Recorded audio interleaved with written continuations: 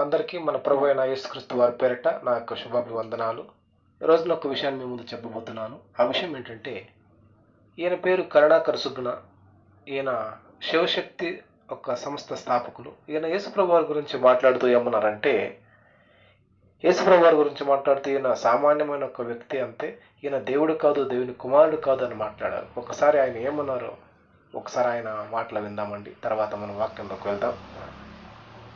అంటే మీరు నమ్మరు కాబట్టి, మీరు నమ్మొద్దు అనుకురు కాబట్టి అసలు ఇంటర్వ్యూ కాలేదు, ఏసు పుట్టలేదు, ఏసు రాలేదు, ఏసు చచ్చిపోలేదు, ఏసు మళ్ళీ రాలేదు అంటే ఏసు పుట్టలేదు అని నేను అనలా.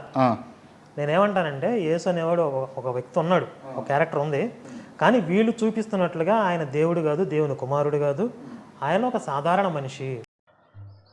ఏమండి, ఇందాక ఆయన చెప్పినటువంటి మాటలు మీరు విన్నారు కదండి. ఏమంటున్నాడు అతను? ఈయన దేవుడు కాదు, దేవుని కుమారుడు కాదు, సాధారణమైన ఒక మనిషి మాత్రమే అంటున్నాడు. ఏమండి, మత్తయి సువార్తలో 3వ అధ్యాయం 17వ వచనంలో ఒక మాట ఉందండి. ఆ వచనం ఒకసారి మనం చూద్దాం. చూడండి ఏముందో. మత్తయి సువార్త 3:17లో, ఇదిగో ఈయనే నా ప్రియ కుమారుడు, ఈయన యందు నేను ఆనందించుచున్నాను ఒక శబ్దము ఆకాశం నుండి వచ్చును. ఇక్కడ మీకు కనబడుతుంది చూడండి వచనము. అంటే యేసుప్రభు వారి గురించి తండ్రి అయిన దేవుడు సెలవిస్తున్నాడు, ఈయన నా ప్రియ కుమారుడు అని చెప్తున్నారు. అయితే ఈయన ఏమంటున్నాడు? ఈయన దేవుడు కాదు, దేవుని కుమారుడు కాదంటున్నాడు.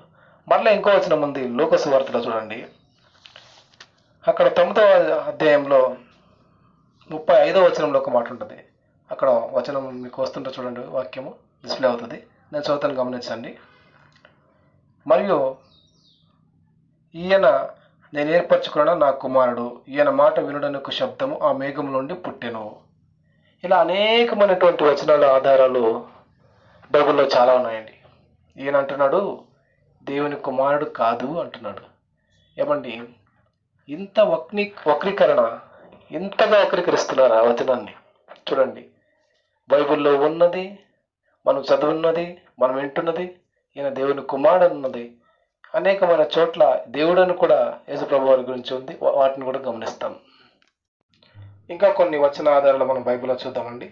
యోహాను సువార్తలో 5వ అధ్యాయంలో 18వ వచనంలో యేసుప్రభు వారు దేవుని కుమారుడా అనేటువంటిది ఎంత స్పష్టంగా చెప్పారో చూడండి. ఇక్కడ ఉంది 5:18లో, ఈయన విశ్రాంతి దినాచారం మీరుట మాత్రమే కాక దేవుడు తన సొంత తండ్రిని చెప్పి తన దేవునితో సమానముగా చేసుకున్నాను గనుక ఇందు నిమిత్తము యూదులు ఆయనను చంపాలని మరి ఎక్కువగా ప్రయత్నము చేసిరి. ఇక్కడ యేసుప్రభు వారు దేవుడు తన సొంత తండ్రి అని కూడా చెప్పుకున్నట్టుగా మనం వచన ఆధారంలో చూస్తున్నామండి.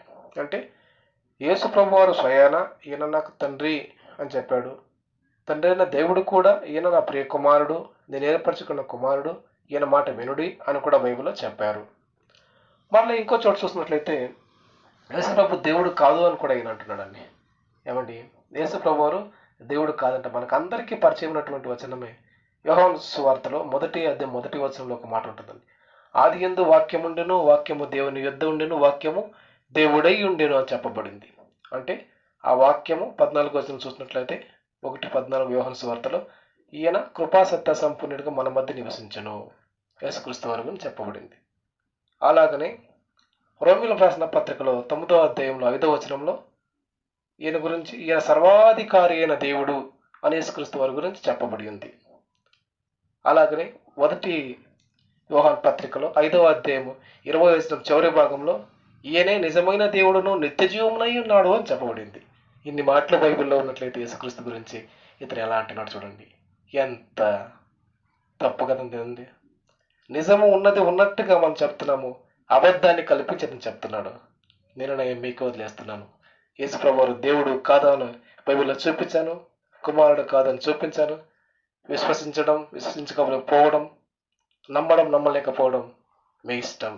అందరికీ వందనాలు.